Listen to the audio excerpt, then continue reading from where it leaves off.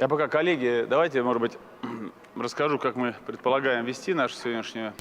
Yeah, let me first, maybe while we are waiting, to outline how we are going to organize this roundtable. Okay, 10 minutes for presentations for all the speakers, and then after each presentation, about 7 minutes for discussion, questions and answers, maybe sharing your experience, both positive and negative.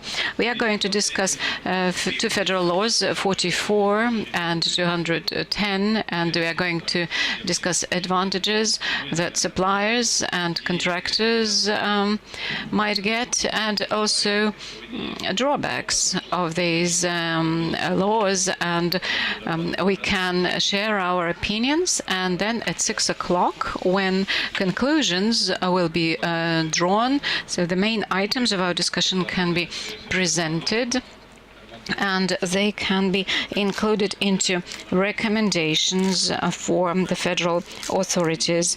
And the antitrust service is discussing Law 44, but there's still a lot of room for improvement. And I hope we'll hear lots of interesting ideas about that.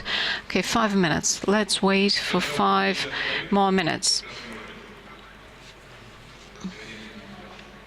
All right, so I hope we'll have enough time, or they will have enough time to join us.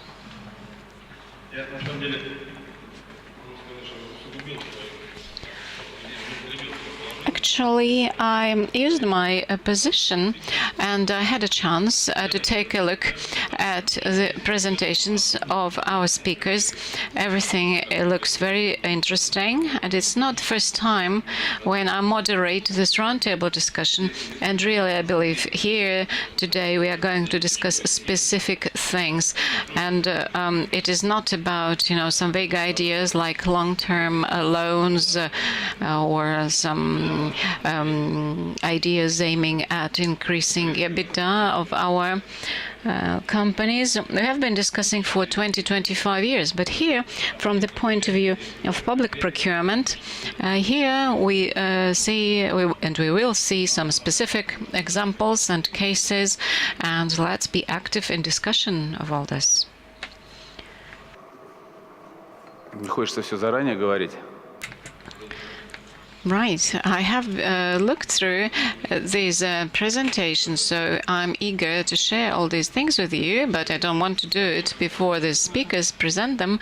Right, we are still waiting. I'm sorry, we cannot dance and sing while we are waiting. Maybe somebody can tell us a story or something. No, I'm joking. Okay, when Andrei Tsarikovsky is going to join us, so we are going to give him a round of applause. Okay, they are so busy, and we have seen Mr. Artemiev and lots of other important people. Of course, they are extremely busy here. So, okay, let's start, and let's hope he will join us shortly. I'm going to start this discussion. For about 3 years, our country joined the WTO organization, and this membership and our Ministry on Industrial Development, I represent this industry and I'm responsible for this topic. The other area is the Eurasian Union, and it is already at a different level. Speaking about WTO, we all are aware that this means some extra requirements for us, whether it is good or bad. We are not going to discuss it because we did it within the last years. Some people who analyze the long-term perspective, they believe it is very useful. Some people believe that in the short run, within the next 2 to 3 years, they say it won't be very beneficial for us. But what we have managed to achieve is a special right to allow more international participants, international products to be traded here in Russia. So for public procurement, we managed to ensure this, and it is extremely important, especially now when we have announced localization and import substitution principles and certain limitations for international products in public procurement. And I believe that in some industries that works very well. We have issued a number of orders in machine building, in transport machinery, in textile industry, and we see that certain constraints or preferences which are stipulated by the government, it leads to certain steps. And we hear great interest from our international colleagues.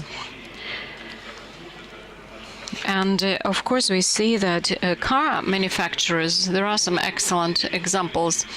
Today, for example, the departments of textile industry, they had a meeting with Waikiki company. This is the only company producing zippers at the global level. So they arrived and they said, okay, we can ensure 70% localization of our products within 3 years.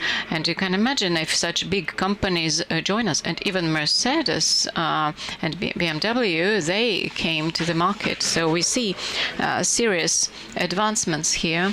As for the sphere of public procurement, here, through our experience, we see that it is impossible to streamline or ensure constraints. Sometimes it's impossible to find what is the source of origin of certain products, but there are changes of technological operations, and very soon a new order, a new decree will be issued, and it will be specified there what we mean when we say the product of Russian origin or Eurasian origin. And it took us a long time. We discussed it with various industry-specific unions. We had lots of applications, and the external trade, foreign trade department of our ministry took part in hundreds of meetings, actually, and we managed to specify requirements for different industries, and it was available, this draft document was available on the internet, and I believe that it will be an efficient document, and then on the basis of it we are going to formulate additional, if necessary, requirements and constraints. As for the Eurasian Union, we adopted common requirements, excluding those products which are classified. And even for military products, there can be constraints for 2 years, and it should be all explained and justified appropriately. And we do have such examples. So, for example, in Bryansk, there is a supplier of some specific type of textile fabric, and we analyzed how in Belarus, for example, how they support similar producers, and their support is enormous. Actually, they provide subsidies, and we need to follow the OECD organization requirements, and there are special formulas for calculating these supports. So our Belarusian colleagues, they would like to supply this type of textile, but our Ministry of Defense is reluctant of continuing its use. So, but probably it's a secret of the Ministry of Defense. I'm joking. Right. When our esteemed representative from the Federal Antitrust Service is going to join us. We will give him some time for his presentation. So speaking about the laws we are discussing, Law 24 and 223, I'm sure lots of you may say a lot of critical words about these umbrella frameworks, but I'm sure all these ideas and comments will be extremely important for this anti-monopoly service. Okay, let me give the floor to Sergei Maxima, who's Director of the Department for Competition and Public Procurement Policy from the Eurasian Economic Commission. Let's have a look how it is going to be organized at this multinational level. Good afternoon, esteemed colleagues. I would like to thank the organizers for this opportunity to speak here, and I would like to thank the moderator of this roundtable. I hope we will see my presentation on the screen. While it is not there yet, what about presentations? Who is going to download them? All right, this is the remote control. Okay, you see, we're not trusted with this remote control, so she probably thinks that we cannot do it ourselves, but we would like to thank her for this assistance. The Eurasian Economic Commission, that in line with the agreement that became effective on the 1st of January. So during the previous session, I was speaking about this agreement. So this commission is a specific regulator. It is above the national level body because in its mandate, there are authorities to cancel certain requirements at the national level. I'm sure that lots of lawyers, they came across this already. So non-residents and residents, they have now equal rights to participation in public procurement within this Eurasian Union. This is one of the basic ideas of the Union itself. And our moderator has already mentioned certain exceptions, and I don't want to mention them again. And here you can see and this is, I believe, important. It provides this visual presentation. And here we have colleagues from other countries. So here you see this turnover, and it is in US dollars. It's quite a significant amount, and it is a good basis for discussion. So the biggest share is the Russian Federation, and the share of other participants of the Union is also quite big. Kyrgyzstan, it has been through all stages, including ratification of this agreement, and I believe that very soon they are going to ratify the protocol, and Kyrgyz Republic will become a member of this union. So, and there are 5 fully fledged participants of this union. And there, residents and non-residents, there will be all, so all organizations within those member states will be, they will have equal access. The government procures a lot. The government of Russia procures a lot of products and services, and of course, if we ensure equal access for all companies and organizations to this public procurement system in Russia, it will give a major impulse for development of economy in all these member states, and this is how it works. So these are actually big investments into economies of these member states. The results of 2012-2014 years, here you can see some of these outcomes.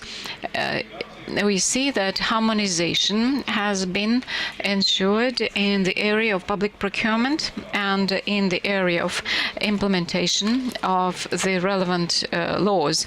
The Eurasian Commission already monitors legislation and regulation in this area.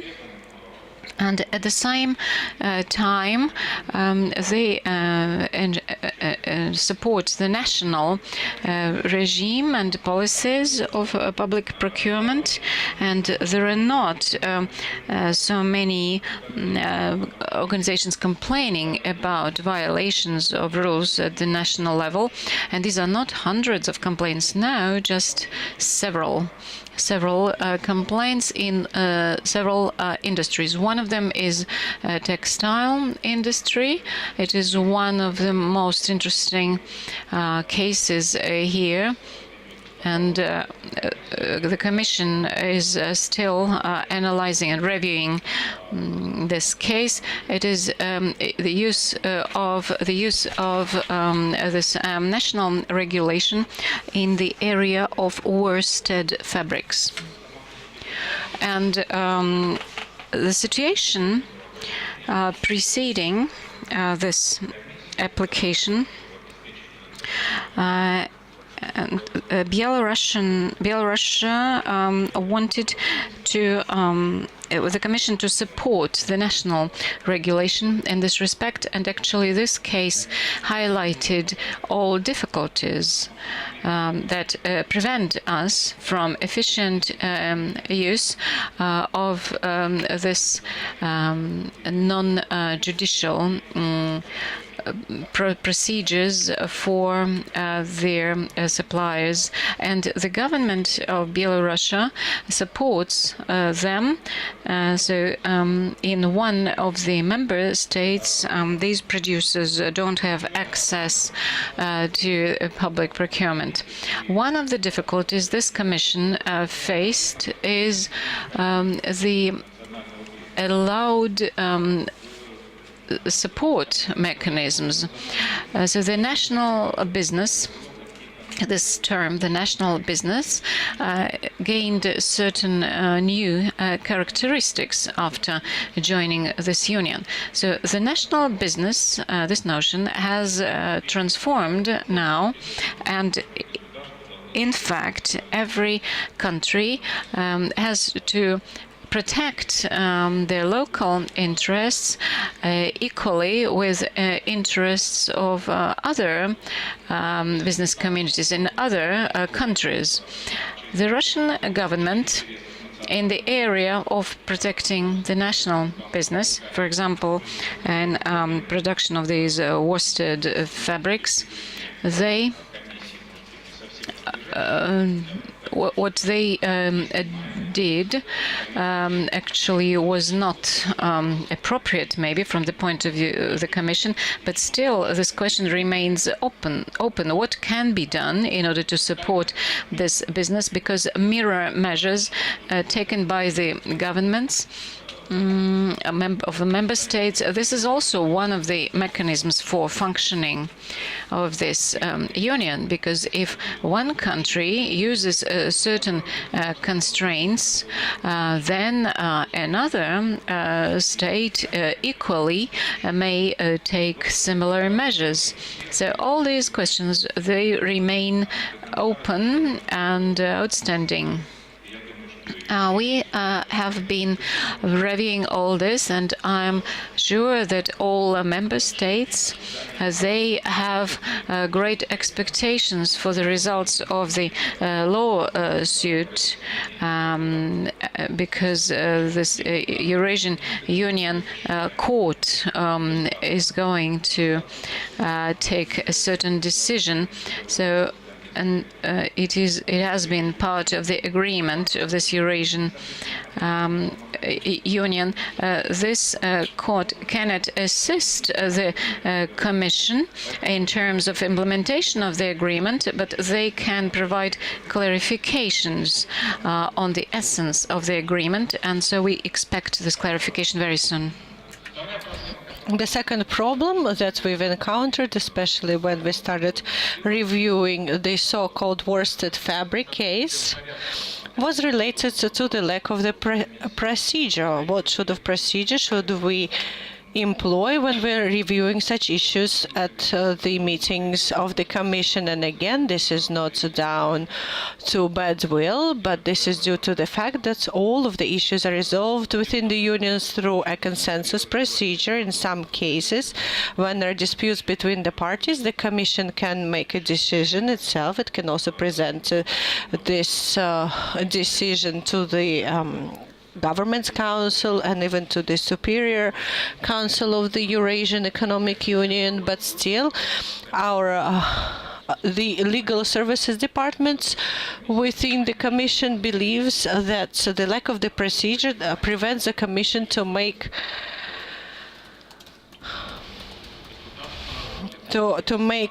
an essential decision, to make substantial decisions. And again, I have to underline one more time, we cannot really view this as an interpretation of a contract.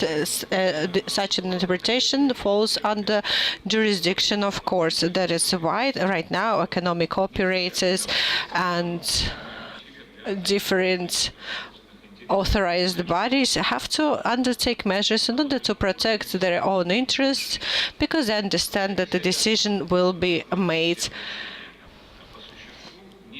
at a certain level. So the Commission has to review all of the requests regardless whether it has a procedure to do so. But again, the lack of the procedure complicates the decision-making process by the committee, because the committee's decision can be cancelled by a court. Therefore, the parties risk not to get what they're looking for. And going back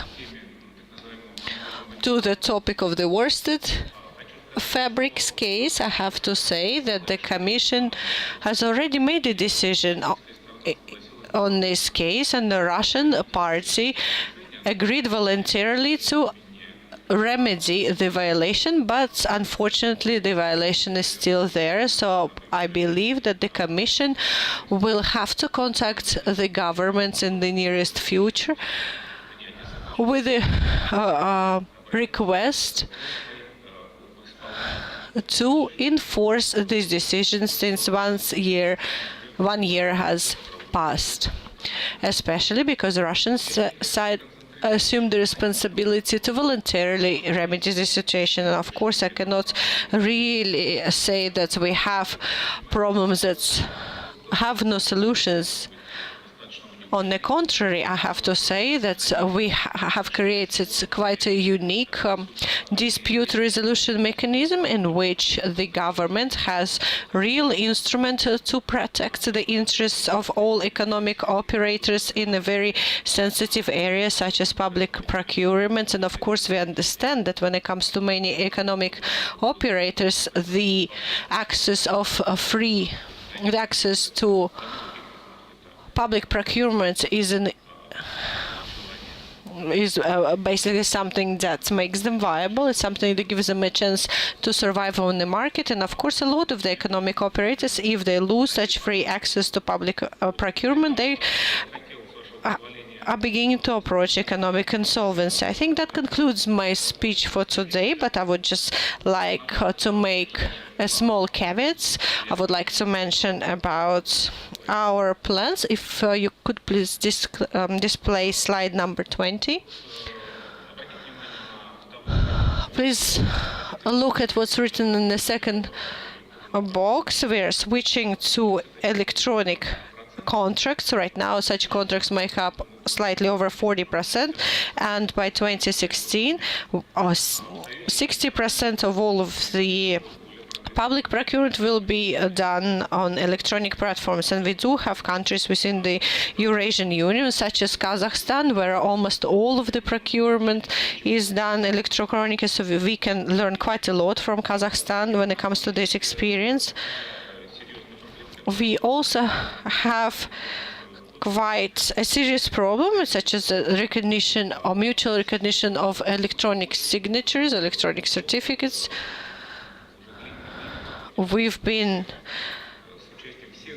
trying to find a solution for quite some time. We've been organizing consultations of all of the stakeholders, but we haven't found a solution to this problem for all of the stakeholders of the Eurasian Union, only for Russia and Belarus, and all other member states will have to find a solution for this issue. So we really do need the support of all of the stakeholders. That's why we are counting not only on the support from the Russian authorities, and here I think the key role will be played by the Federal Antitrust Service and the Federal Ministry for Economic Development, but we're also counting on support from other governments. We're dealing with issues regarding national security. A lot of the countries are concerned with possible breaches of national security. So as you can see, we have quite a lot of myths there which we need to dispel.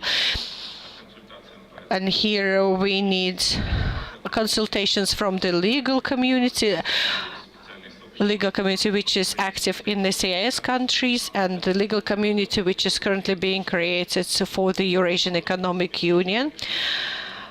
I do notice that the legal community in Russia finally realized that a new branch of law is emerging, the law of the Eurasian Economic Union, and it has quite specific features, and we should pay attention to the development of this area. Thank you very much. Thank you very much, Sergey. Dear colleagues, just as we said at the start, if you do have any questions, we can take your questions or your comments for 5 minutes, and then we can proceed further. As far as I understand, a lot of colleagues are mostly concerned with what's happening in the Russian public procurement system. But in any case, if you do think of a question, you can ask Sergey. But we do have Andrei Tsarikovsky here. Thank you very much for joining us today. We did wait for you, but I told the audience that you were coming back from the Rust. Is it hot here, or is it just me? It's a bit stuffy, isn't it? Yeah, I thought it was just me getting nervous, but. Okay. So the Federal Anti-Monopoly or Antitrust Service of the Russian Federation, he is the state secretary, he's the deputy head of the Federal Antitrust Service, so he's responsible for the entire regulatory and legislative base for the Antitrust Service. But since we've gathered here today to talk about public procurement, I do believe that Mr. Tsarikovsky will talk to us about the advantages, the disadvantages of the legal system and what the service is focusing on. Well, I think you forgot to mention one more title that I have. Yeah, I'm probably the oldest civil servant here in the area of public procurement. I witnessed it from the passing of law number 94, so we have to call you then the father of Russian public procurement. Well, I would like to share this title with the Deputy Minister Mikhail Yevraev, if I'm allowed. But to continue on a more serious note, before I start talking on my presentation, I would like to give you a brief introduction. The history of public procurement in Russia is rather brief.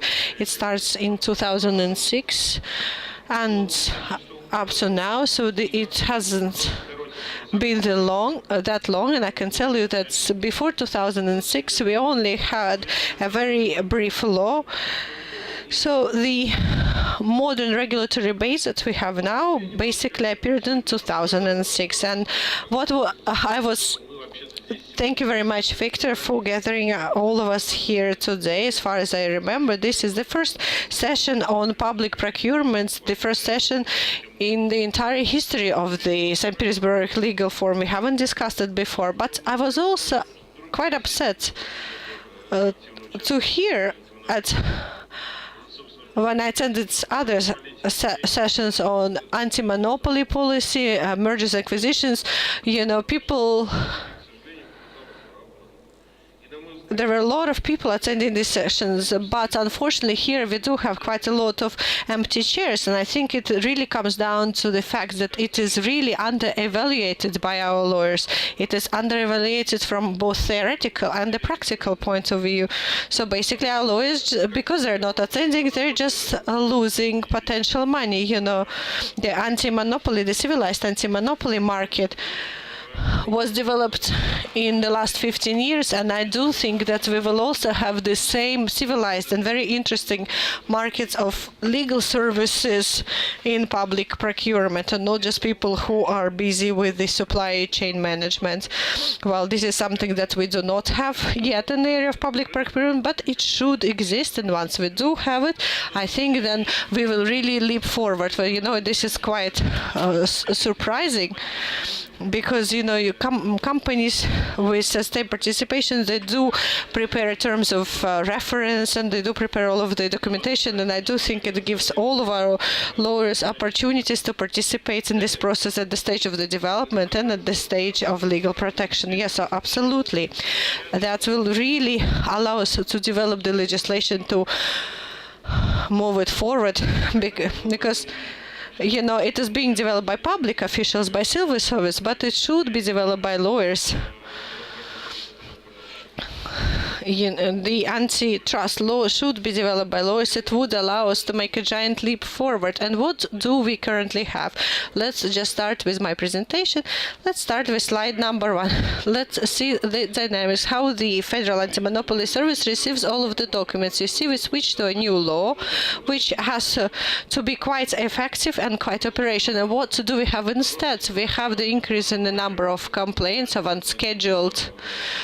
of additional unscheduled inspections that we have to conduct. If we're talking about the procedure of agreeing it with the only supplier, it is quite pointless to start with, but thankfully it was removed from the legislation. But basically what it is, it's a DDoS attack onto the Federal Anti-Monopoly Service. We have to put a lot of effort. We have to humiliate ourselves talking to the deputy ministers.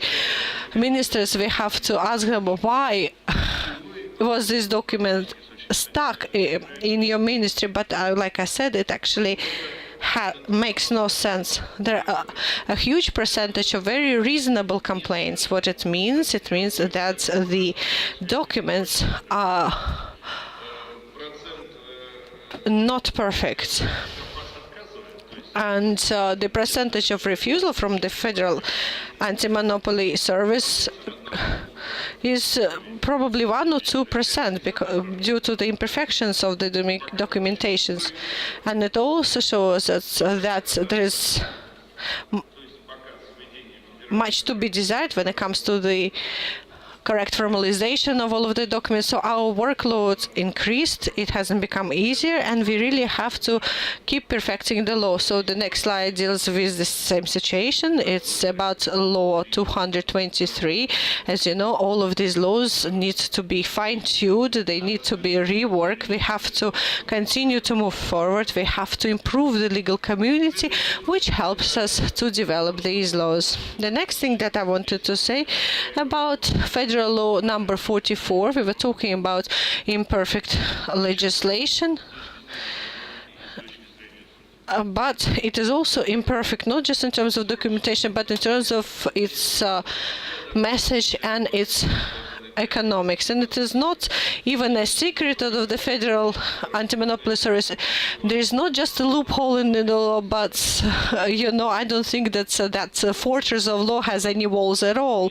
So basically, anybody can choose not to obey Federal Law number 44 through giving the subsidies to these federal unitary enterprises or municipal unitary enterprises, and then later they can just spend these funds the way they see fit. Sometimes we see these state unitary enterprises, and sometimes we see really ridiculous names appear. So basically they receive the subsidies and they can go around law number 44 and spend money on, toilet commodes made out of gold without adhering to any procedures or to any regulations. So we're trying to close this loophole. Again, it's not a loophole, it's a wide open gate. We're trying to close it, but unfortunately we're meeting quite a lot of resistance from those people who are interested in keeping this loophole in the law.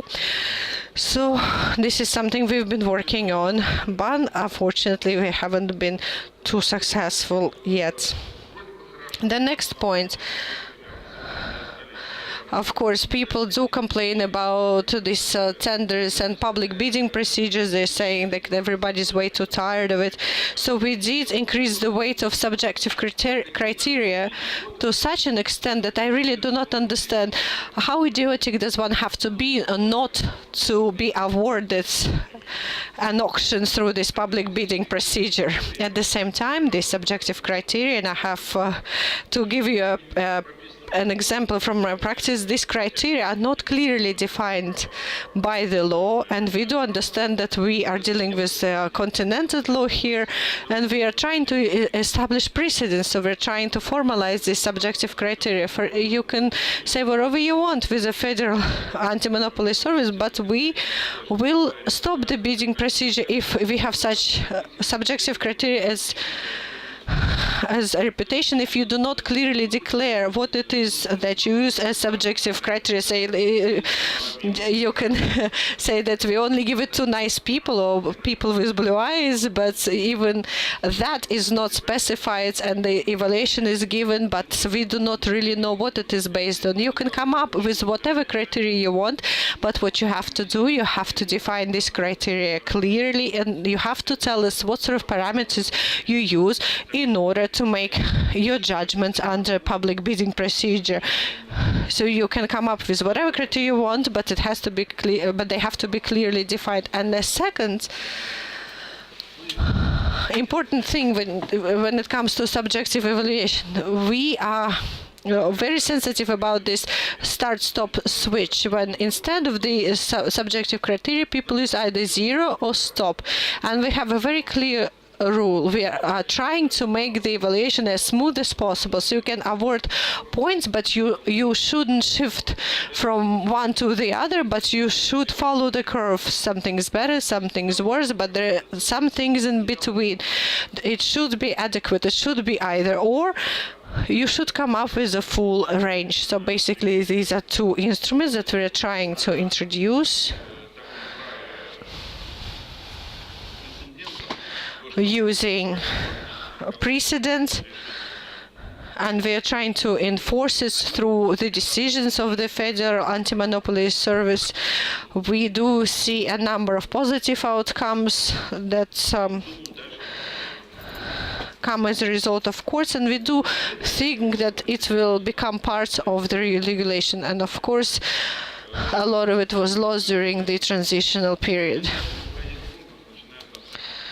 We are starting tenders starting from 150 million rubles, and again, this is negligible amounts of money when we're talking about construction.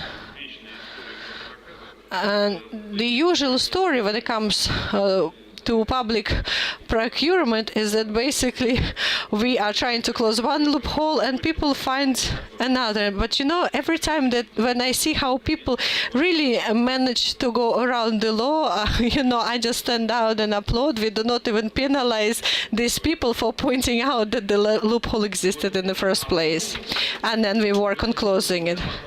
So basically you're supporting innovations, I can say. Well, yeah, of course. We do believe that we are a very forward-thinking public authority. So as I said, we are trying to close all of these loopholes in the law. But they just usually group all of these objects together, and if the tender is for 150 million, sometimes it just leaves the auctions, goes to the bidding procedure, and we still don't know what happens to it afterwards. again, when we talk about material resources that are allocated to bidding procedures with limited participation, everybody knows.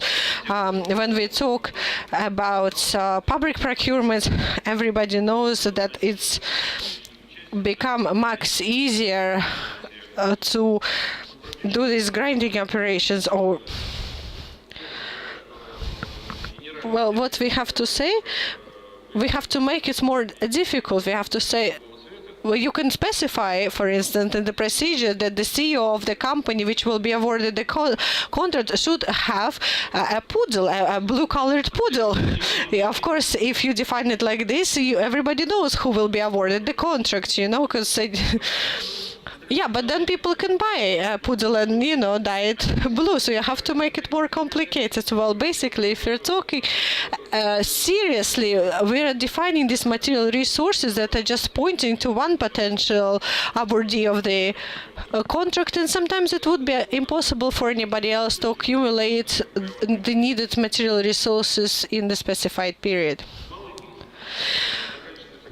Small business, you know, the subjects of small businesses or small business operators, we are all trying, yeah, we are even setting, you know, good interest rates for them. Yes, exactly. But again, their participation in public procurement hasn't been clearly defined. As you know, that very many types of businesses, you know, they do not specify, you know, that this is a small business company, for example. You know, it is very hard to distinguish. So we cannot ensure a certain share of their participation. No, but they can provide some documents, for example, their turnover and the number of people working there.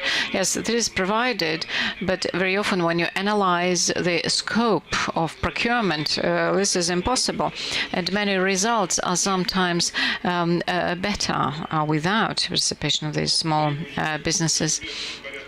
Okay, then requirements to expert evaluation. I don't want to discuss it right now because although this year, 2015, has been the year of introducing plans for procurement, and certain cases are just a negligible number, so there's no practice. So I have outlined major problems that I wanted to emphasize, and I would like to ask all colleagues who were developing this system, and I am actually part of them. Sorry that I mentioned only drawbacks and difficult cases. Yeah, but we have stepped ahead significantly, but we need to improve the existing system. And now I would like to touch upon some major and most important things. And Sergei Vasilyevich has mentioned some of them. First of all, this electronic procurement, e-procurement. We want to move away from providing bids on paper. You know, some people on planes, I've seen people read paper magazines, you know, but I believe 90% of information is provided by smartphones, and we still use paper procedures and paper bids for these multi-million tenders. This is already that is being implemented. And then unitary enterprises, municipal and state unitary enterprises. Yeah, this is it provides this loophole, and we're going to work with this. Could you please return to the previous slide? Yeah. However, whatever our intentions are, there's you know, an opposition against us, and this concerns subsidies as well. So usually all speakers, they have you know, just presentation, and after that we have about 5 minutes for discussion. Then next is electronic tenders, electronic bidding. Out of all our proposals, I believe two have this key nature. So and the major is electronic bidding. So this ensures anonymity of bids. Also, it may allow expansion of the number of participants, and also it helps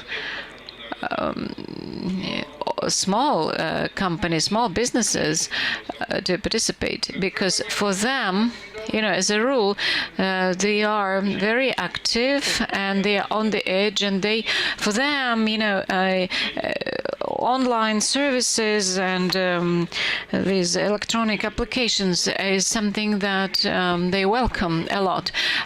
First public hearing has finished already, so soon we are going to complete this process and we are going to move ahead. Next slide, please. I believe for the Ministry of Industrial Development is very important. Yes, it's our major task.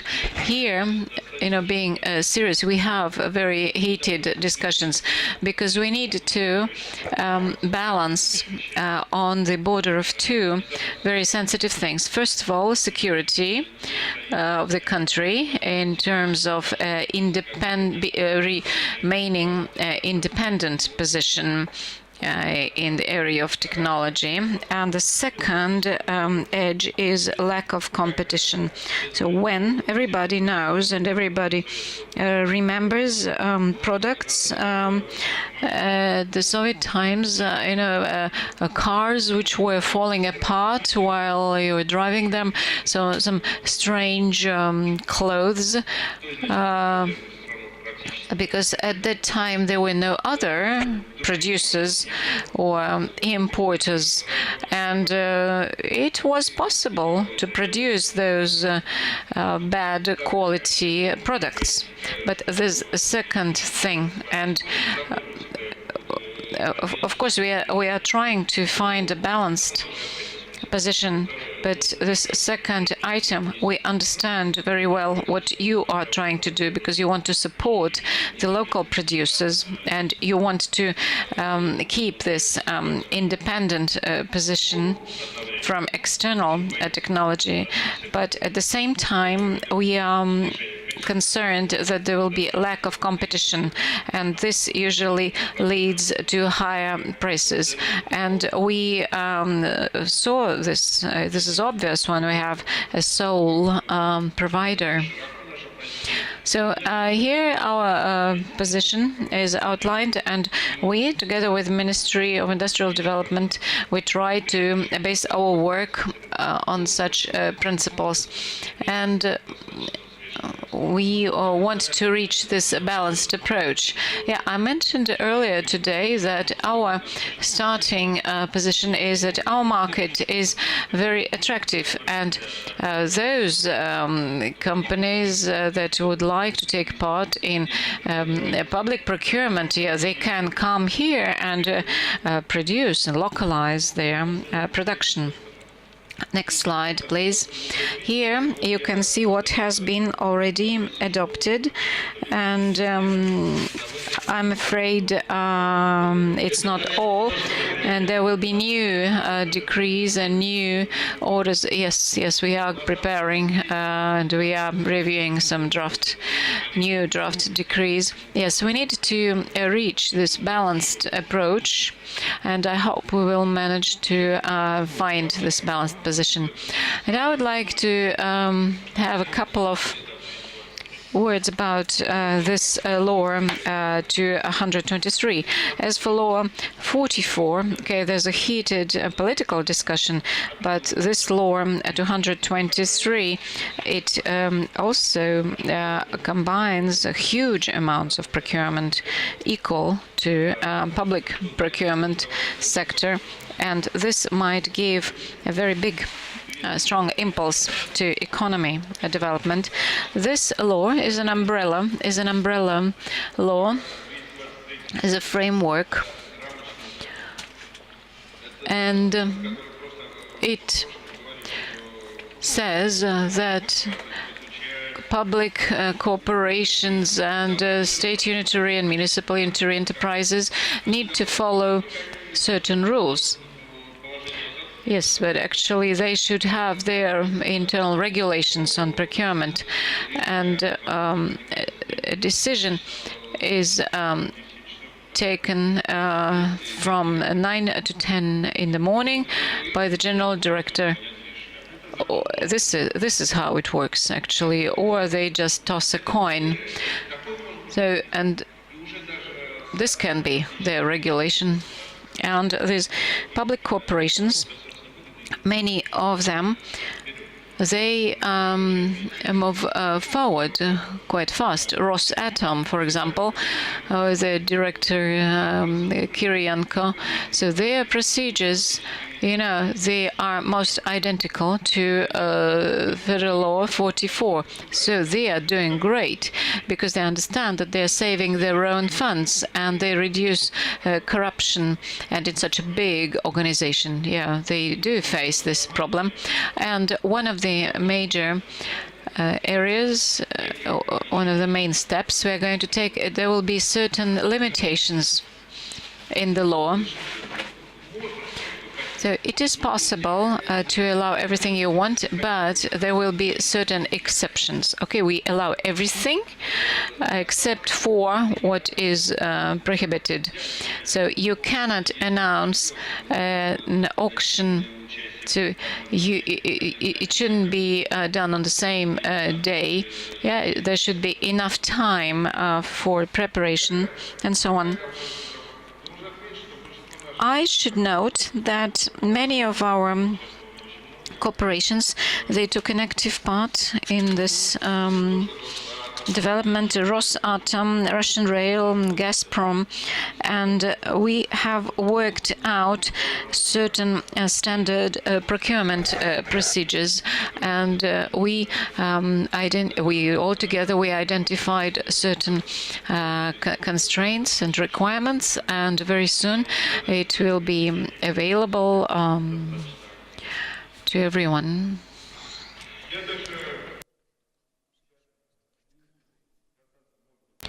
I'm not going to touch, now could you please display slide 10. Many of the proposals you see here, we have heard them already, and I'm not going to discuss it in detail. I would like to note only the following. We, within a very short period of time, we need to enhance our procurement law because with our budget, and I believe that we are losing a lot. We are losing tens and hundreds of billions of rubles, up to 1 trillion, according to my estimate. So with all these changes, we could have saved this money that we are losing currently. Thank you very much, Sergei Valerievich. It has been most interesting. Any questions? Use the microphone, please. Thank you very much for your most detailed presentation. Yeah, and I see that for you, really, it is an important area of work. And you were absolutely correct when you were saying that the amount of products procured by public corporations, very often ex-officials, ex-administrators work in these corporations, and very often they are sort of used to certain procedures, and maybe if you are saying that there will be certain limitations in this law 223, and there are examples when a company, a supplier, provides a certain electronic digital services, but there's a requirement that this company should have an office within 7 kilometers from the customer, or sometimes if the amount is 3 million rubles, or amount of procurement, but the turnover of the company should be 1.5 billion rubles. So it's not logical. So what you demonstrated in terms of future improvement of the law 223. So my question is, are there going to be guidelines for specific requirements? What conditions can be included and which cannot be included? Yes, lots of entrepreneurs come to us from our industries, and they believe that we should influence them. Yes, and these examples, distance from the office, then participation in some public associations, then turnovers. And at any moment, you can cancel this bidding. This is missing. So people get bank bonds and prepare, develop their bids, and then it can be cancelled. So big companies, for example, Rosneft, Gazprom, they started supporting our local suppliers. It's like our president said, I made a number of calls and I explained how we should treat our local suppliers. But it shouldn't be, the president calling everyone, and our president won't have time to call representatives of all industries. Everything should be in the law. Yeah, these procurement standards I mentioned, rules of the games already are included there, and they invite other companies to join them, and this balance is needed. The balance should be reached in the area of import substitution, but this law 223, it describes the behavior not of officials but of economic entities, and we need to ensure this balance of their rights and violation of those rights. And if law 44 and lots of people simply transfer the requirements of law 24 to monopolies and public corporations, we are not supporting this. That is why we would like to start from the negative. So we would like to describe the don'ts, and everything else will be allowed. So we are going to specify the frames, and then everything is possible. But the public corporations, they participate in formation of the budget of the country, and the more efficient they are in spending their money, the more dividends they will have. If some private companies, okay, so it's for the tax authorities to understand whether how much how many taxes they will pay, but here it is very important. Are there any other questions? Thank you. Good afternoon. My name is Konstantin Raif. I'm from the Association Commercial Partners of Business. It's good that your ministry is quite modern and you're looking into the future. It is very important because we are living at the time of changing formats and relations. Companies compete with each other, they improve the quality of their products and services, and of course competition is the driver of growth. And in line with the law 44, there should be selection of electronic platforms for public procurement, and 5 electronic platforms were selected previously. It was under law 44, but they still don't operate. This period has been extended, so they are used not very efficiently, and for some specific cases, okay, for some procedures, there is certain saving, but procurements and deals which are concluded over 50%, it is sole provider, or there are no deals at all. So I would like to find out what is your position on selection procedure and on its time, maybe it should be changed, because we see that these 5 sites are not efficient. Maybe there should be not 5 but 3, or maybe it should be some state-owned site. What do you think? Well, you have raised several issues. I don't believe that this is a matter of efficiency of its operation, because some of the sites, they are quite efficient, but our regulation is not very efficient. So we see it when we analyze statistics. So, for example, in construction, auctions were more efficient than bidding. This is obvious for the past 2 years. And we see now that we stepped back. Maybe auctions should be provided with good pre-qualification, and then this hybrid would be excellent. But it happened so that we stepped back. And the legislation, the regulation that we have now, we have lots of deficiencies there. So I believe that it is not efficiency of the sites, but efficiency of the regulation.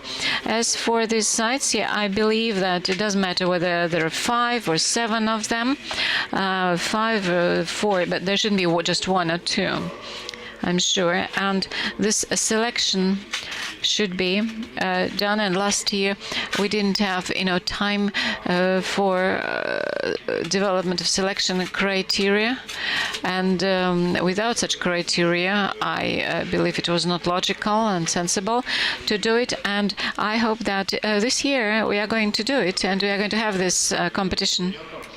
But again, when it comes to the number of platforms, I've thought about it quite a lot, and I think we should limit the number of such platforms. Honestly speaking, anybody who knows how computers work, you also know that if we do not really pay close attention to the activities of the operators, then they can do pretty much anything. And basically, this is what we see happening in a lot of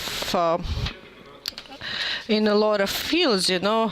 The dynamics are quite negative in this regard. I will try not to disclose a professional secret. I talked a lot to my colleagues who work in different business industries, and they tell me this is our platform, so we tweaked it so it benefits us. So basically, you have to pay very close attention to each transaction. It should be law enforcement authorities paying close attention to these transactions. But if we have 90 platforms, it would be impossible. But if we do limit it to 3 or 7 platforms, then we will be able to control it much easier. Again, if you remember the course in psychology, the maximum efficient number is 7, so it should be the maximum number of the platforms. Well, we do have another question. Alexei Sokolov from Skolkovo Foundation. So I have more or less two-part question. The first part is general. The second is more specific. So let me start from the most specific one. The experience of using Federal Law 223 shows that there are a lot of unique mechanisms, but the law is quite effective. So again, we hear a lot of the representatives of regulating authorities and purchasing authorities. We hear them say that on the one hand, we have to regulate the state companies using the market ways, but then again, since they contribute from 50 to 60% of the budget of the country, we have to control them more stringently. So maybe in this context, we should look at it from a higher level, and maybe we should say that Federal Law 223 is just one element of the financial activities of the state-owned enterprises. So maybe we should implement other performance management methods, because it comes down to their performance. So maybe we should create such economic conditions for them and such performance assessment conditions for them we should maybe introduce key performance indicators for the company, for its management. So maybe in this case, we will not even need Federal Law 223. We will not need regulation of public procurement. We will create very tough conditions for them. We will really control their performance. And maybe we will not even need the regulation of public procurements. We can just see what they spend the money on and what sort of efficiency they reached. So maybe we can just move away from the regulation of state enterprises. So are you considering such a thing? Is there a trend? Well, you know, this is a very global tax. This question is probably should be addressed to the Ministry of Industry, because, you know, the Ministry of Economy defines the economic policy. Maybe you're right. Maybe we can create such conditions so we don't even have to force these enterprises using Federal Law 223. Maybe we will really improve their economic conscience. But I do believe that it will not be me or you who will be living in these wonderful times. But we have to live here and now. So let's try and live here and now, and let's try and do here and now what we can in order to improve Federal Law number 223. Let's concentrate on what should be done now. But if we talk about general principles, what can be done in principle, it's interesting, but, you know, it's too far in the future. Okay, thank you very much, dear colleagues. Everybody's interested to learn a lot about public procurement by public companies in the Russian Federation. We're talking a lot about the Eurasian Economic Union today. And our next speaker will talk about the international. So I would like to give the floor to Rino Seridou, Secretary, United Nations Commission on International Trade Law. So he will talk to us about the convergence between the Eurasian law and the typical model law on public procurement.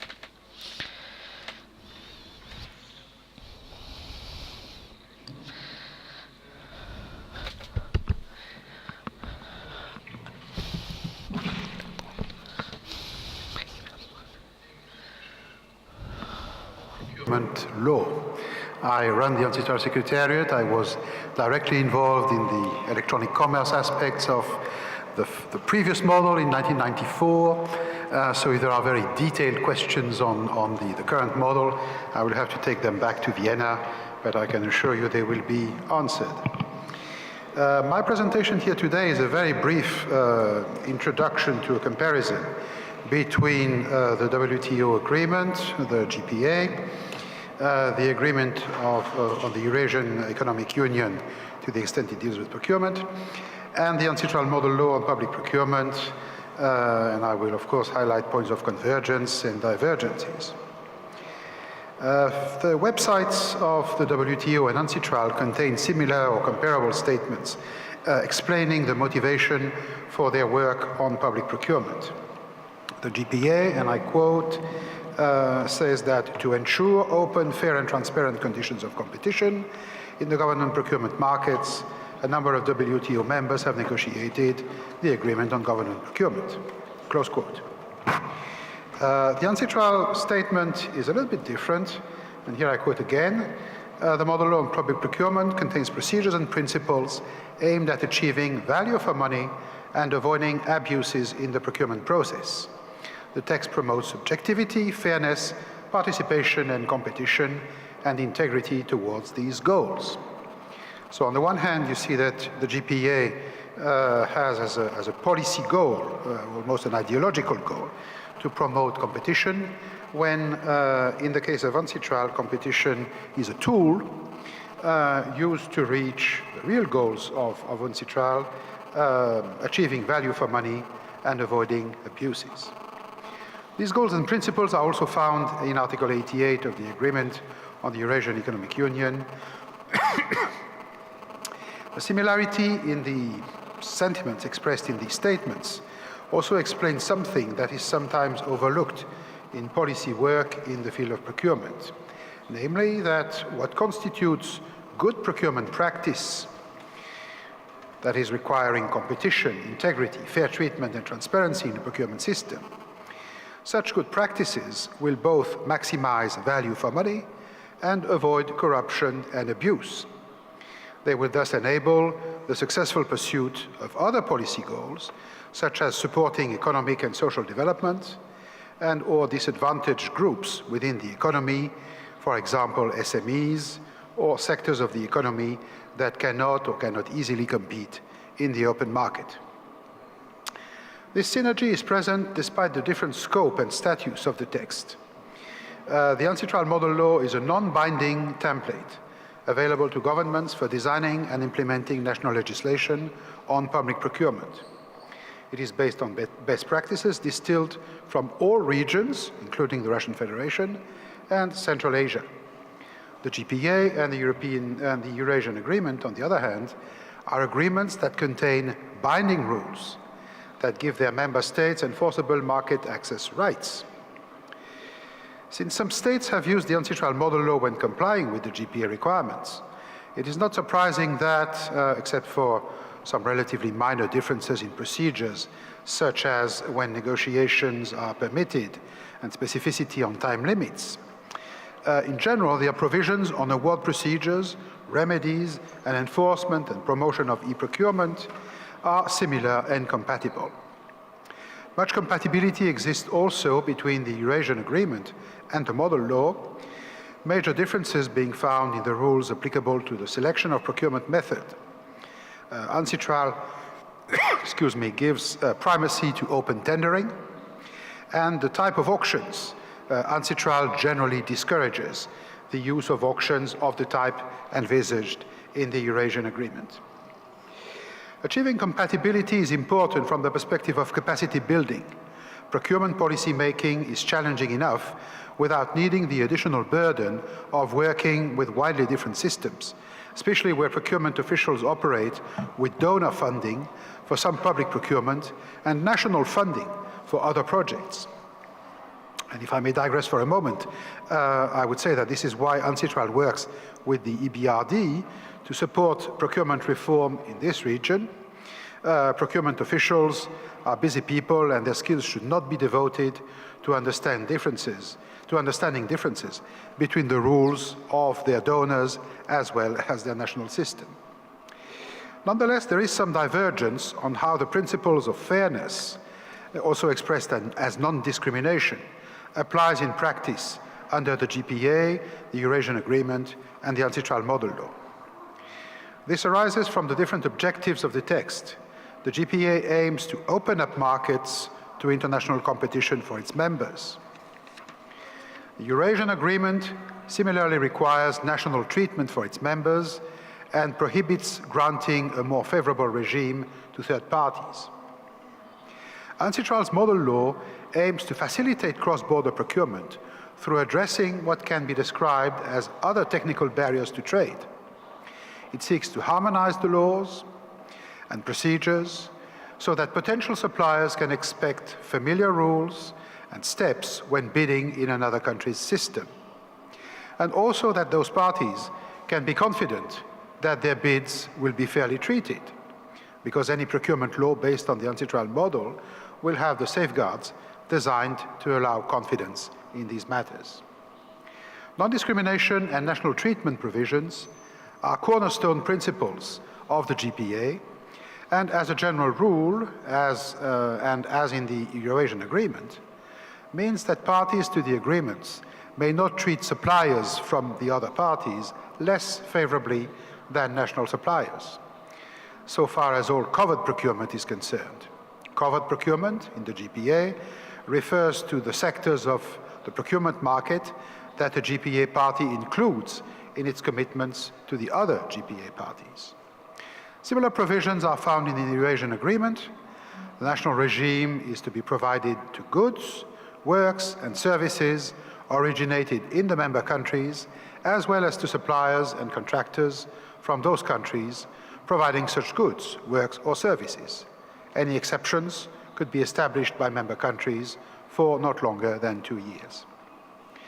The model law provisions permitting government purchasers to restrict competition from foreign suppliers, such as by allowing only national suppliers to participate in a particular procedure, and by giving price preferences in favor of national suppliers, would accommodate any permissible exceptions to the national regime requirement under the GPA and the Eurasian Agreement.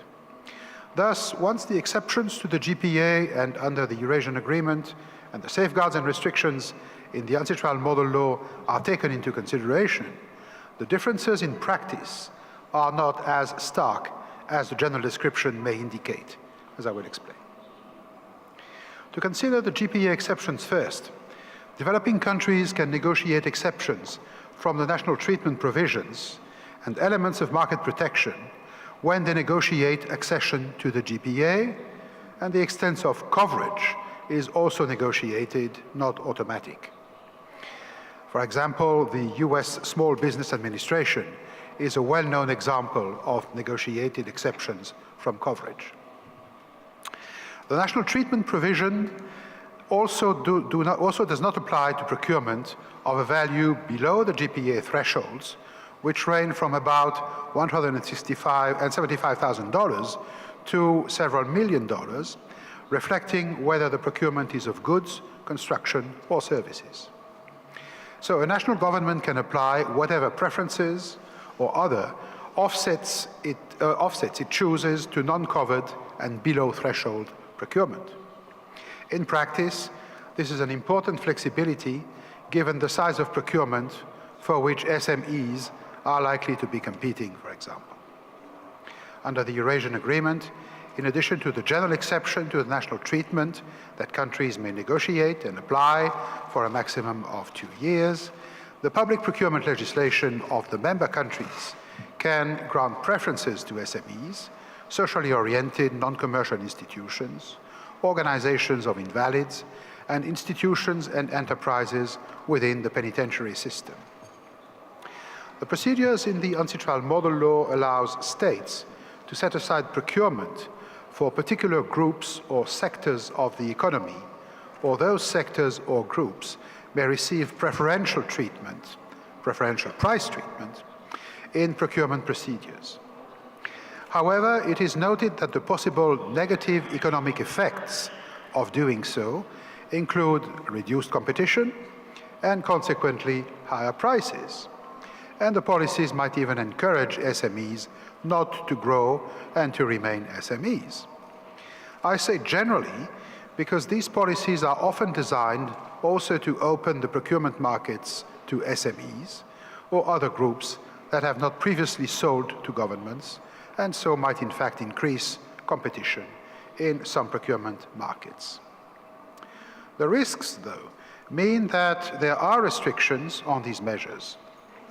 First, the policies to be pursued must be declared national policies in laws or in regulations. They may not reflect individual government purchasers' own wishes for a particular procurement. And secondly, there are rigorous transparency requirements so that suppliers can quantify the effects where the policies apply and assess whether or not to bid. Of course, the model law also notes that the policies are subject to international commitments. This deference to international commitments is found also in the Eurasian Agreement and has led to the need, as we understand, for Armenia to carefully consider its commitments under the GPA upon accession to the Eurasian Agreement. UNCITRAL's Guide to Enactment, which is a policy guide to the model law, encourages states to target these policies appropriately. They should be transitory measures, envisaging progressive exposure to full competition. This point is repeated in the GPA. The exceptions to national treatment are also referred to as transitional measures to be phased out as suppliers become able to compete freely. While the Eurasian Agreement limits exceptions to national treatment of 2 to 2 years, the other socio-economic policy flexibility does not appear to be time-limited, meaning that membership of the GPA and the Eurasian Agreement may require careful calibration. The UNCITRAL Guide also recommends that the costs and benefits of socio-economic policies be evaluated without hiding the fact that it can be difficult to do so with accuracy. The reasons for this guidance are to encourage economic consideration to be the key driver. The evaluation should include the costs of both restricting competition through set-asides or preferences and administering the policies, which can be substantial where the policies are complex. The benefits should include a more vibrant procurement market and maximized welfare in the country, which I might describe as the overarching policy goal of the procurement system and government as a whole. To conclude, the overall goals of these three international texts on public procurement are similar, but we can see differences in how they are implemented. Some of these differences arise from the different nature of the GPA and the Eurasian Agreement as binding agreements between states, setting common ground rules for their national systems to comply with commitments under the agreements, whereas the model law is a template for a national system itself. Generally speaking, the model law will be more detailed, and as a result, such as on procedures, though the Eurasian Agreement addresses blacklisting and some other issues that the model law does not. The model law is also a template designed for use by all states. Antitrust inclusive working methods are designed to ensure that this is so, which means that this is a flexible model designed also to allow for international commitment of the type found in the GPA and the Eurasian Agreement. Nonetheless, it does not compromise on the essential principles of sound public procurement, such as value for money and good governance. Non-essential issues can be dealt with at the level of secondary legislation, which also allows stability in primary legislation. For all these reasons, the UNCITRAL text can function well in this country and its neighbors, and where these all follow the same approach, will enable the EU agreement, the Eurasian Agreement, to operate as it is intended. Naturally, the UNCITRAL Secretariat stands ready to assist all countries in the region to reform their public procurement law and supporting regulations. Thank you for your attention. Да, спасибо, господин Ально, за такую. Thank you very much for this quite deep coverage and a deep comparison of our Eurasian Agreement and the provisions you were outlining. And I believe that for Russia and at the level of this Eurasian Union, sometimes we are criticized for being too attentive to our procurement policies and to use protectionist measures. But I believe all countries do that through the use of various legal mechanisms. Dear colleagues, maybe there are some questions, or maybe Sergei Vasilyevich, maybe you can or you wish to comment on this, being a specialist of the Eurasian Commission.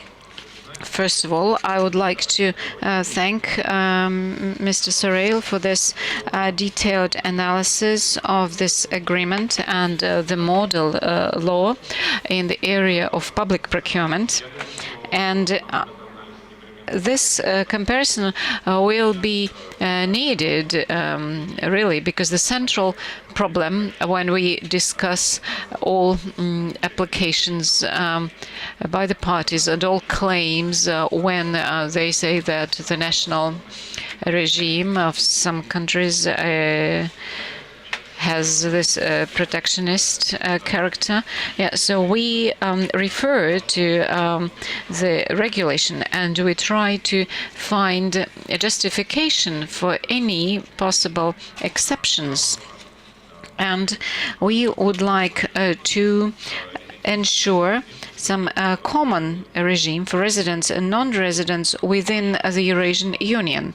And I'm absolutely sure that your comparison will form the basis for our weekly discussions with the member states.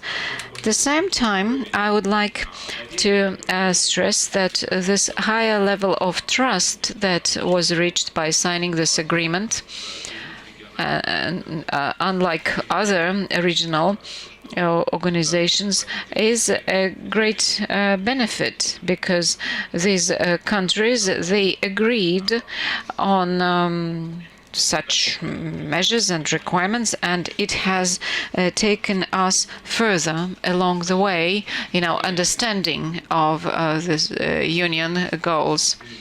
Andrei Yurevich said that there are not so many lawyers among us here today, because lawyers are not very much interested in public procurement, but we have speakers who represent this sphere, and this is of great interest for them. And our next speaker is Arthur Rochlin, who is a managing partner of Lexar company, and he's going to speak about public procurement from a lawyer's perspective. Thank you very much for this opportunity to speak to such esteemed audience.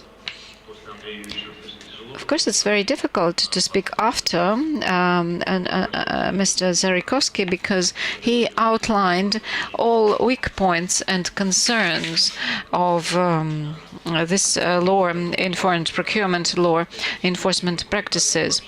When we were preparing this presentation, we tried to generalize these practices through the prism of goals of these laws.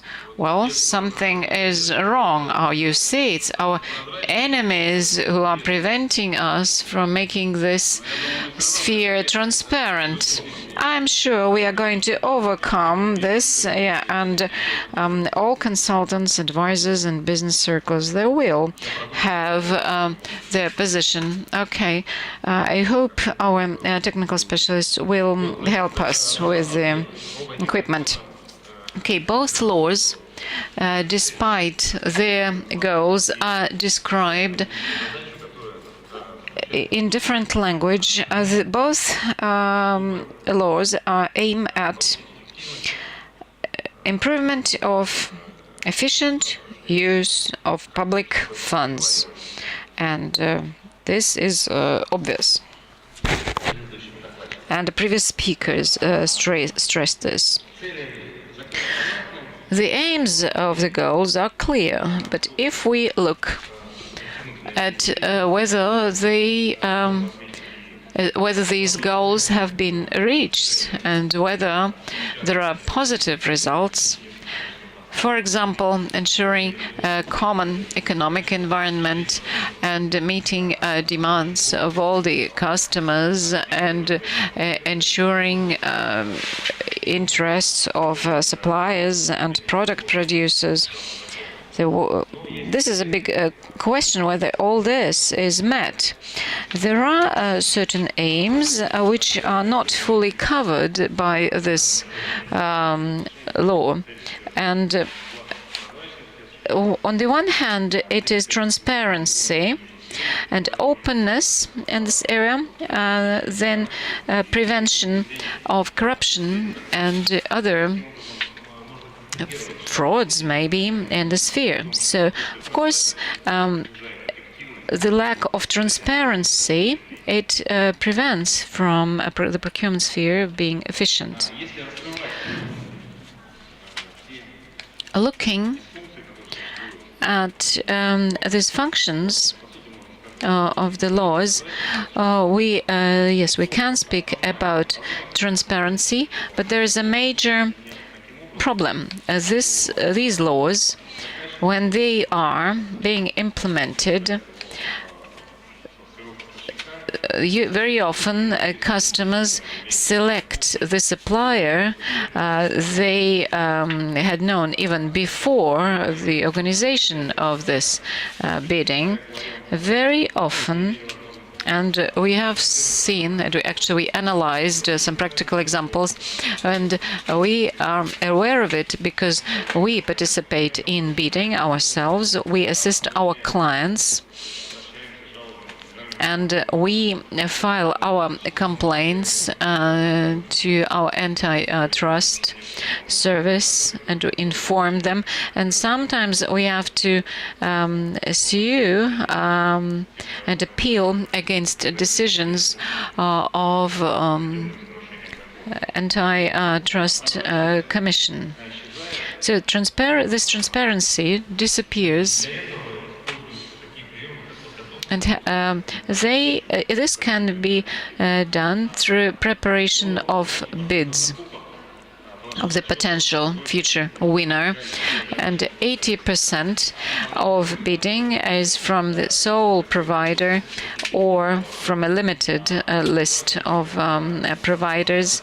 Very often information about bidding is not uploaded into the unified integrated system. As Andrei Yurevich said, immediately some new law appears.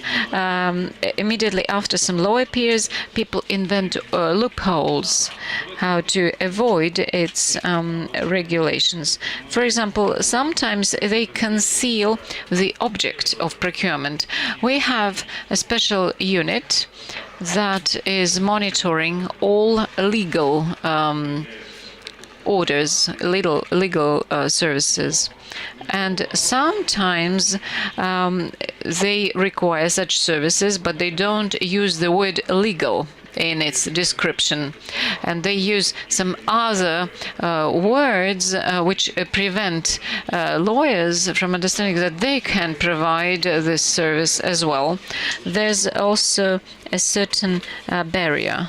Yeah, there's a cap after which you are supposed to have open bidding, and sometimes the customer subdivides. So they, for example, need to buy some services for 2 million, but then they split this order into 5, and there will be 5 separate contracts which are not covered by this law. Sometimes the requirements specified in the bidding requirements, they are written specifically to select the expected winner. So very often this bidding is just a curtain to conceal what is actually happening behind it. So there's a non-transparent mechanism for pricing. Price determination. Common practice is justification of some higher price. And we saw many times when it is a multi-million deal and there are 2 participants of this bidding, and the winner is the one whose price is just slightly lower than the other bidders. So obviously, there was an agreement in advance. Sometimes, in the terms of reference and the technical specification, there's too detailed description, or sometimes there are conditions which are not favorable for some of the participants. Then also there's a leakage of information when the organizers of bidding provide some information to a certain bidder, and sometimes certain terms and conditions, including the price, are discussed after the winning this contract. And sometimes they try to justify that they have to use services of the sole provider. So all this, of course, leads to inefficient procurement. So in practice, we saw situations when somebody whom the customer doesn't want to see as a subcontractor, and the customer, really provides so many criticism and additional requirements that this company will never participate in bidding for this customer. And sometimes also there are paybacks to the customers as well from the winner of tenders. So, as we see, the current legislation goes through a natural circle. So we are looking for some ways how to close these gates and not to allow all these deviations. And we prepared our suggestions, how we see this can be improved. First of all, practice moves us from some universal procurement rules to the selection of a most appropriate bidding type. For example, objects of procurement. There should be a differentiation. For example, legal services, the procurement of legal services probably should be done using some other rules than of purchasing some material products, some physical products. Then the amount of money paid by the contract.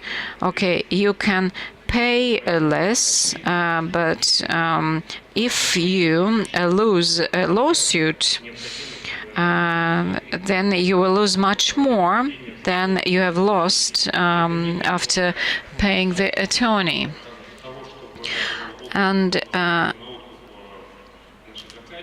the customers shouldn't, of course, decide all this at their discretion, but there should be appropriate rights developed for such type of procurement. The same is true for some complicated objects of procurement. For example, a life cycle contract or performance contracts. Then again, certain adequate forms need to be selected and identified. Currently, we know that the Ministry of Trade is working on developing rules for giving preferences to suppliers who have been through the supplier development program, and it is legalized. There's a certain law protecting them. Also, there's an opportunity for increasing efficiency of procurement procedures, and this also will support the law and this requirement of fully meeting the needs of customers. We absolutely agree to what Mr. Tsarikovsky was saying. Now, specific details demonstrated through practical cases. We need to limit the freedom of customers to a certain extent, so that they cannot use some obvious loopholes. As for such limitations, under Law 44, so there should be certain exceptions. Okay, so there shouldn't be a loophole for changing the schedule of bidding. And once we saw that the same procurement was done by two different departments of one organization, so they paid actually twice for this. Then there should be a rule that the bidding committee should include a specialist who is a professional in the area of the product which is being procured. Next slide specifies some rules that we believe should be included into Law 223. I see that only 1 minute is left for my presentation.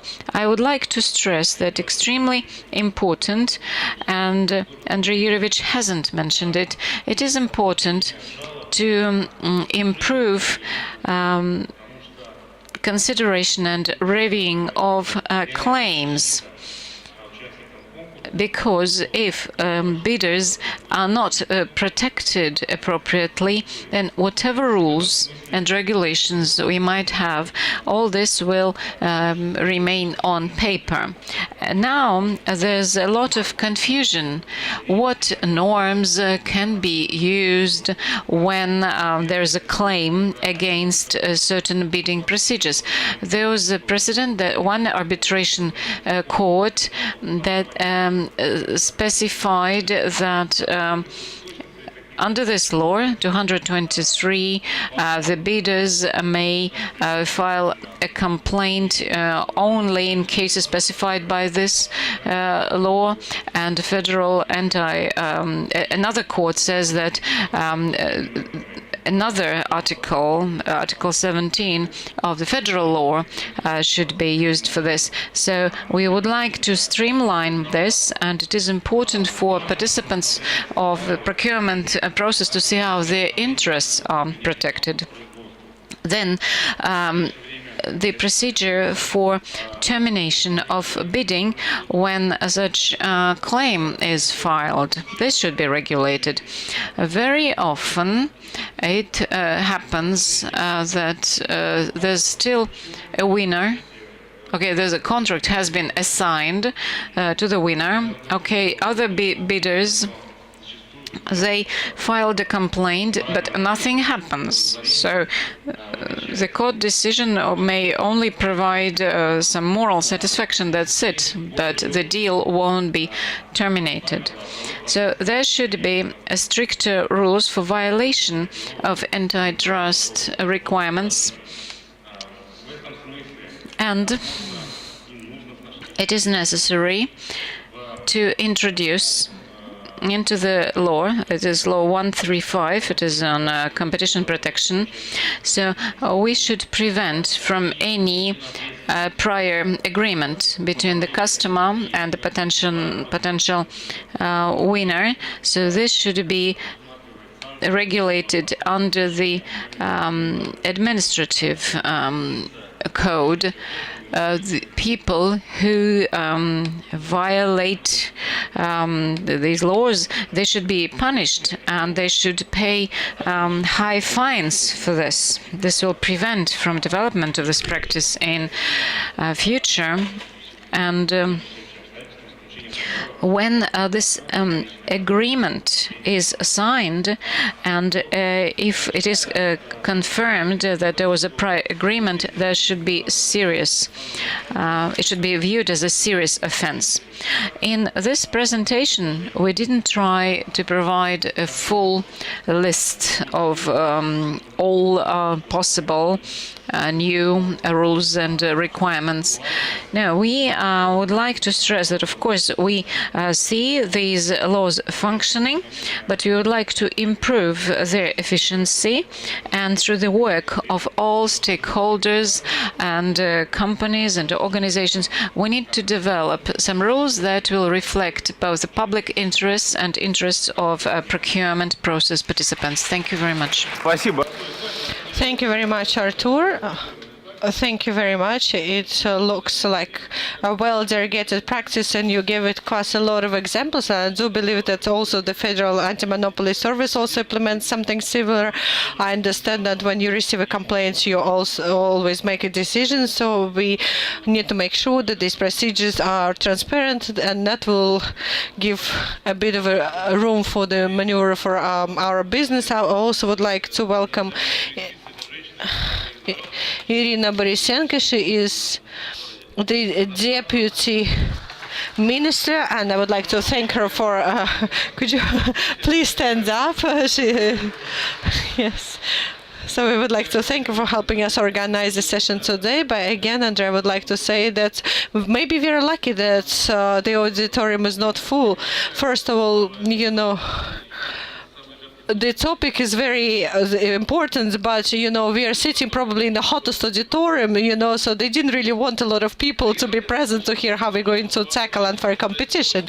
But I would like to give the floor to Sergei Pepelaev, managing partner of the very famous Pepelaev Group law firm. He will talk to us about Russian legal consulting through the public procurement system. Then we will have one more speaker, and then we will have some time for questions and answers if we have any. Over to you, Sergei. Thank you very much. Well, since we are present at the legal forum today, then of course I have to address the issue of public procurement of legal services. And another thing which made me address this topic is the widely discussed situation with Russia losing the UCAS case and the $50 billion that UCAS was awarded as a payment from the Russian Federation. Again, it was managed by the Ministry of Finances, and it was done in a very non-transparent procedures. Two, Cleary Gottlieb and Baker Botts were attracted, and their fee was $34 million, believe it or not, for the management of this case. And I can tell you that I would lose it much cheaper. Is there any information? Maybe they're controlled by the CIA. No, we don't have any such information. But you probably all know that yesterday the Prime Minister, when he was talking about public procurement, he actually addressed this topic several times in his speech, and he talked about it at length. But again, he was talking more as an efficient manager. We shouldn't waste the public budget, we should tackle the issue of corruption, but we know that No, it wasn't either or, but it was not wasting the budget and tackling the corruption. Yes, you're absolutely right. But again, this topic was defined as the role of law in a globally changing environment. So it would be a fascinating topic to discuss. I believe it would be fascinating for us to discuss the legislation about public procurement. Should it also be influenced by all of the global changes, and not just from a technical point of view, when we have to close the existing loopholes, but from a more global perspective. Yesterday I also paid attention to a fantastic speech given by the Austrian Minister of Justice, who said, well, of course, if we remove all of the diplomatic veneer, he basically said that the Americans shouldn't interfere into European affairs. We can basically manage our own environments. And I do think that part of these global trends is, again, the shift from the unipolar American-oriented world order. And as you know, when Russia is perceived in the world as probably one of the main anti-American weapons. But of course, it's much easier to destroy than to actually create something new. So we have to step away from this image so that we are perceived at least as one of the leaders of creating of the new world order. And what is being a leader in this issue? We are not talking about strong army, aviation, or fleet, or navy. Basically, it comes down to brands and perception. It comes down to the fact that so that people from other countries would like to, well, if not live in Russia, at least to live just like people in Russia do.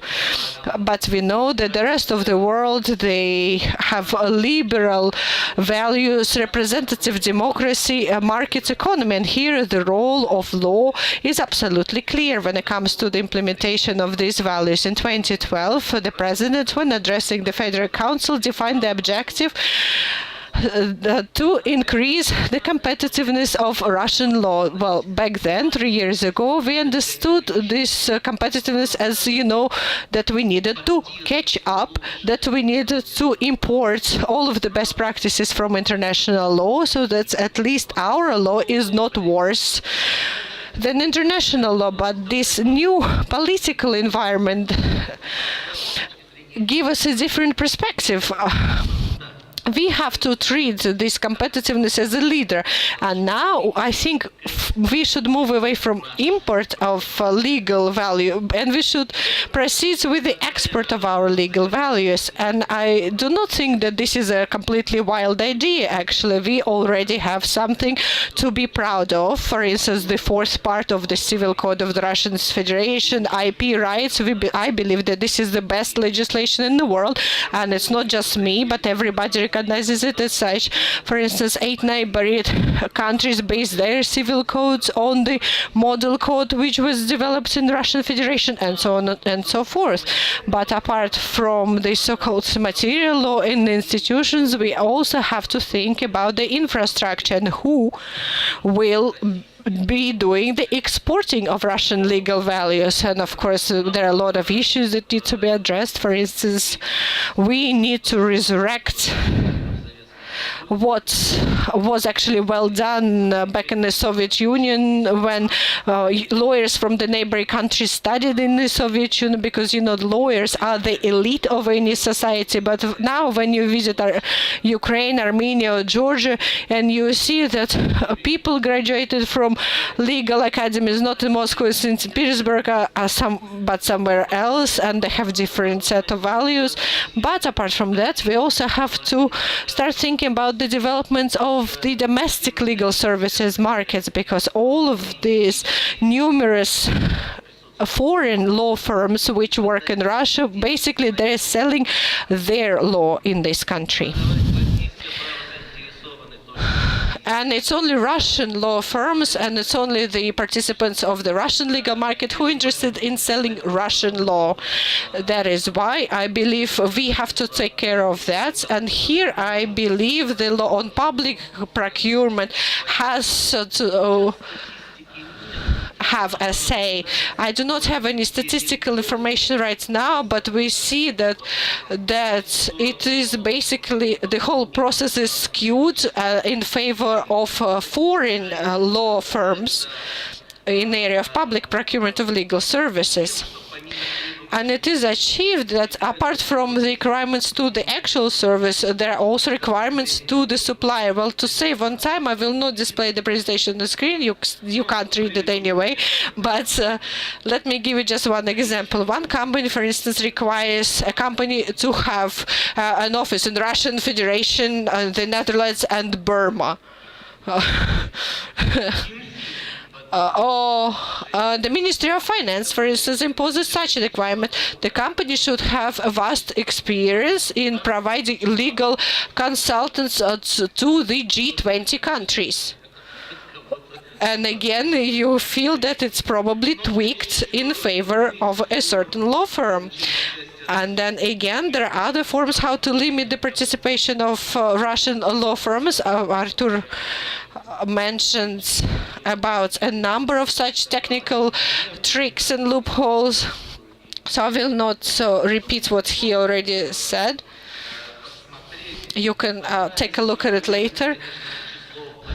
But of course, one of the problems, like we said, is the number of platforms for the purchasing of legal services. Well, dear colleagues, now it looks like it's not a legal forum, but it looks like, continuing professional development on the topic of how we can go around the public procurement law. Well, there are hundreds of platforms for electronic public procurement, which also generates a lot of cost. And the cost to register on one platform is about 218,000 rubles. And what about small firms, especially firms from the Russian regions, from the remote parts of the country? We have to develop law firms not only in Moscow and St. Petersburg, but also law firms from the remote regions of the country. And of course, 218,000 rubles is a very serious barrier for such firms. So in order for us to develop public procurement of legal services, we have to impose a legislative restriction on the number of commercial platforms where the procurement should should be done. We should limit the access of foreign suppliers who do not have any operations in Russia. The problem here is that, again, these market participants do not pay VAT, so they are financially attractive, but again, that is unfair competition.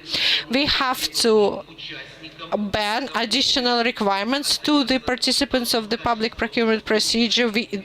It should be the quality of the service that should be evaluated, not where the service is provided, or where the supplier is located. And I believe that legal services procurement should be prioritized, especially when provided by Russian services. Russian firms should be given a preferential treatment. Maybe it should be a state support program from the Ministry of Justice. We should reform the market of legal services, and we should increase and improve the role of attorneys and the role of the bar.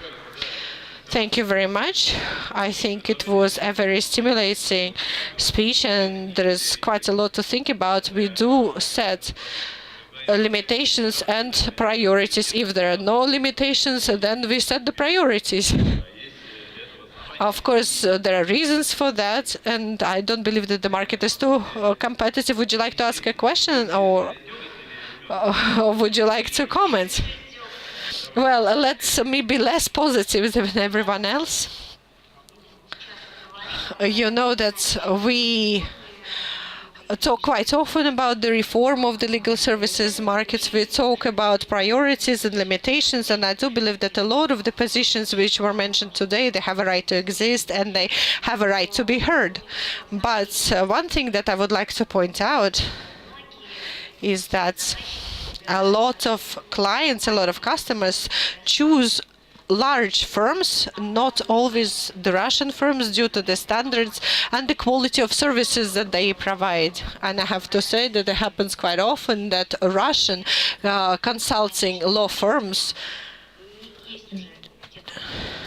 cannot frequently provide the same quality of service, especially when they are from remote regions of the country. And I think this is an issue which is very debatable. If we talk about procurement of legal services or legal consulting services and how it should be organized, we also know that the fiduciary purpose of the fiduciary principle of relations comes to the forefront of things. So how do we define this fiduciary principle, especially when we define these terms of reference for the bidding procedure? I do not really know how we can define this fiduciary principle. At the same time, I do believe that a company can be awarded the tender, a company which might look ideal according to all of the criteria, but then again, there is no trust to the tactics and the strategy that this company selects from the start due to subjective reasons. So I do believe that Sergei mentioned a very interesting topic of public procurement of legal consulting services, especially when it comes to the legal consulting services of the bar. And I believe that here both the Federal Monopoly Service and the Ministry of Justice, we have to come together. We have to define what is legal consulting services. Maybe it should be regulated based on a special principle or based on a special procedure. These relations which come down to the consulting in the legal field, well, they have a huge economic effect, and you remember, and consequences. Remember the example, for instance, the example that Sergei gave us when somebody lost a case for a lot of money. I have to say that here a regular or standard public procurement procedure is not well suited for legal consulting services. So I'm not giving you an answer, but I'm raising another question. I believe that we have to come up with a different model for that, well, in my opinion. But I think that I came just in time. Dear colleagues, we still have another speaker, José Oliveira. So we would ask Mr. Oliver, Deputy Commissioner, Competition Commission of the Republic of South Africa, to deliver his speech so that we can wrap up our session and we can proceed to the finalization at 6 p.m. Firstly, I think before I even start, can I just take this opportunity to thank the Russian Federal Anti-Monopoly Service and the St. Petersburg Legal Forum for this invitation. I think it's always a great opportunity to be at a forum like this and to share experiences from a different jurisdiction. And I think I've been a little bit fortunate today, having had the opportunity to listen to many of the speakers before me, and I can kind of conclude that, public procurement in particular is not only complex, it's also very, very challenging, I think, in every part of the world. And I think in South Africa as well, as I go through, what I am going to deliver today, you'd find that even in our country as well, it is quite challenging as well. And I will share perhaps three things today. One is, what are some of the policies, the legislation and the institutions we put in place to deal with public procurement. Secondly is, from a competition, obviously I have a bias towards, competition law because, I'm a practitioner in that field. Maybe from a competition law perspective, public procurement. And lastly, maybe some very interesting examples. One example pertaining to a large merger, and another example pertaining to cartel conduct, I think, which is quite relevant from a collusive tendering point of view. Now, I think just maybe some kind of context into how public procurement fits into the South African framework. I think firstly, I think what's important is that it has a major role to play in growing the South African economy. Some years back, the government established or crafted what we call the National Development Plan to grow the economy, which is a 15-year plan which has a vision until 2030. And in terms of this plan, they have identified a number of growth drivers. And one of the growth drivers they've identified was infrastructure and construction. Like in many parts of the world, I think that's generally one of the very important sectors for most governments, because it's a driver of the economy. And within that framework, one would find that government in particular would be involved in a lot of procurement. And we'd find that in our country, almost public procurement boosts the GDP between 11 to 15%, which is quite high, for a small developing country like South Africa. Now, our government is, they procure a lot of services and products as well. I mean, in addition to services in the construction industry, they will procure for government department, for example, simple things like furniture, for security services, things like uniform, for hospitals, for example, pharmaceuticals. So it's a lot of different products that they would procure. Now, I think experience has taught us that especially when you're dealing with procurement, not just public procurement, but procurement in general, you'd find there's lots of incentives and there's lots of opportunities for wrongdoing. And in particular, fraud, corruption, and from a perspective of competition law, you find collusive tendering as well. So what has the government done? In 1999, the government introduced a very powerful piece of legislation, which we call the Public Finance Management Act. Now, this act creates a lot of responsibilities and a lot of obligations as well. Let me speak more about the obligations, because I think the obligations are what actually drives legislation. Now, we call them counting officers, and you can also call them the Director Generals of government departments. They have quite onerous obligations on them. Now, some of these obligations, if they fail to comply with some of these obligations and their fiduciary duties, you'd find that some of these penalties can lead to fines and even imprisonment up to 5 years as well. Now, some of the obligations, let me go through some of the very, very important obligations. The first one is that these accounting officers or director generals, they have to introduce a risk management framework for their departments, and they have to introduce a system of internal controls. And they have to introduce effective procurement management systems for the department, which includes obviously your supply chain management as well. So you can see the obligations are quite onerous for Directors General, especially in light of the criminal sanctions for financial misconduct. In addition to that, you'll have your normal kind of auditing services as well. We are obliged by law to have both internal auditors and external auditors as well. External auditors are independent, so they would obviously audit procurement from an external perspective as well. So there's no getting away from the legislation. Then in addition to the legislation, what we've also done as well, because we are a developing country and we are very mindful of growing the economy, we are also very mindful of our past as well, given that prior to 1994, there have been a number of categories of people in our country that has been disadvantaged. So we've introduced a number of policies that gives effect to, number one, is black economic empowerment, we call it, where certain race groups do get preferences for procurement contracts, and also developing local industries as well. Recently, there have been new guidelines around how we procure services and products, and that you have to include local content or local procurement in the public interest as well. Then I want to talk about the institutions that we've put in place. Under the Department of Finance, we have an entity called what we call the National Treasury. Now, the National Treasury, in addition to an important function of managing the government's budget, they're also responsible for governing public procurement within the country as well.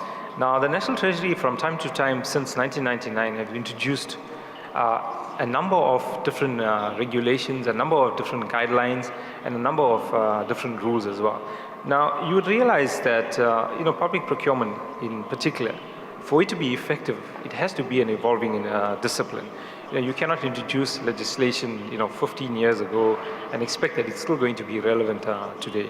So as circumstances change and the economy changes as well, you'd find our National Treasury would introduce new rules as well.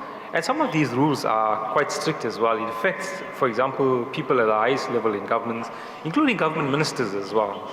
You'd find simple rules like, for example, around how you spend on entertainment. Those are kind of rules that would affect people at the highest level as well. So that's the one institution that governs public procurement in South Africa. Then I want to talk a little bit now about the perspective of competition law, and this is where I think it has been an evolving discipline as well since I would say the early kind of 2000s.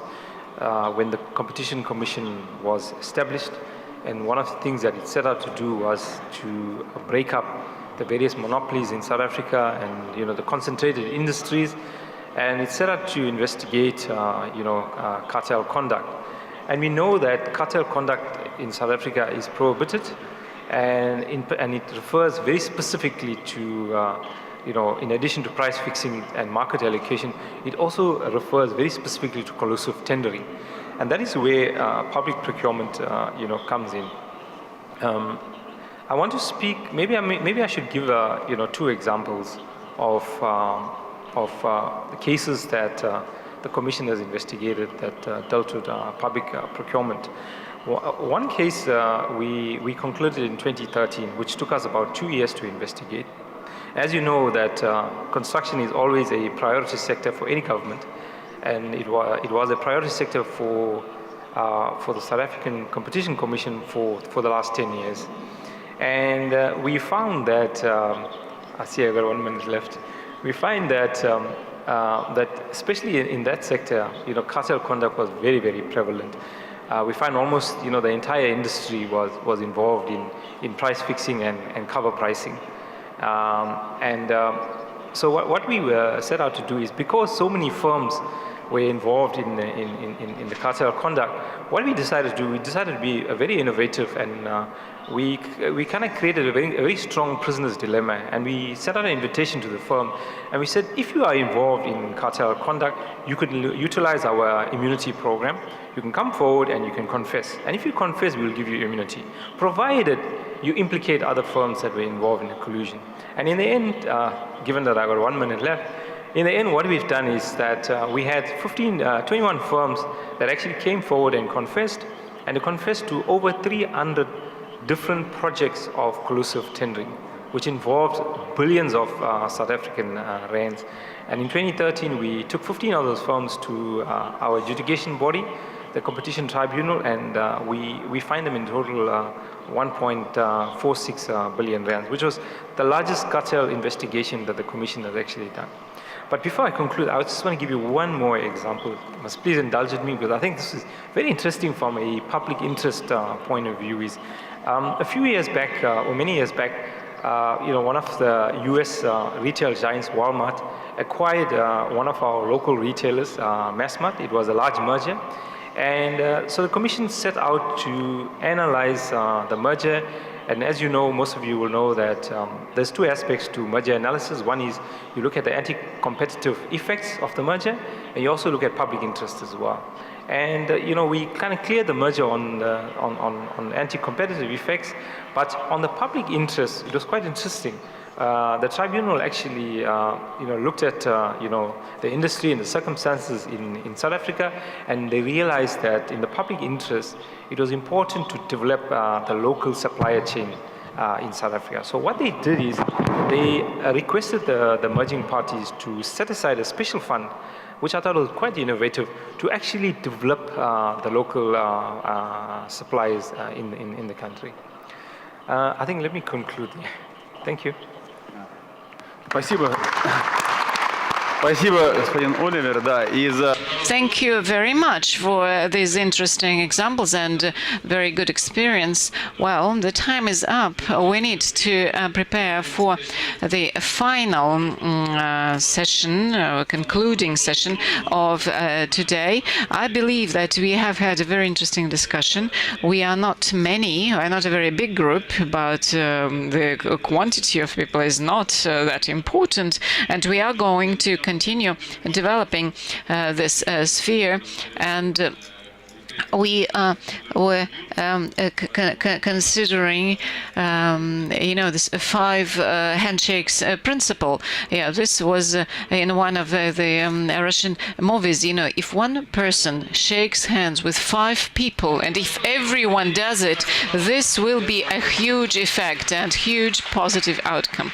So I'm going to present the outcomes of this session at the concluding session of today. Thank you very much.